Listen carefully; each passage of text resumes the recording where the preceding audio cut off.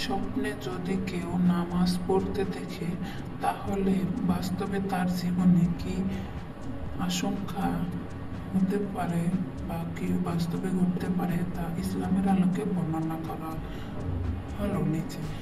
যদি কেউ ইমামতি করতে দেখে, তাহলে তার সম্মান বৃদ্ধি পাবে।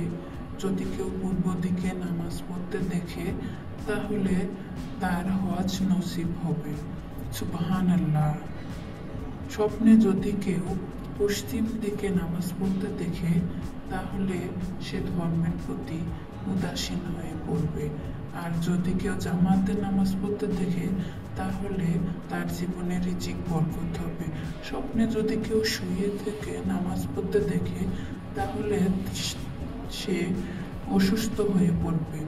স্বপ্নে যদি কেউ বিয়ে করতে দেখে, তাহলে তার দাম্পত্য জীবনে সুখী হবে। আর স্বপ্নে যদি কোনো নারীকে বিয়ে করতে দেখে কোনো পুরুষ, তাহলে সে অনেক ধন সম্পত্তির মালিক হবে ইনশাআল্লাহ। ভিডিওটি ভালো লেগে থাকলে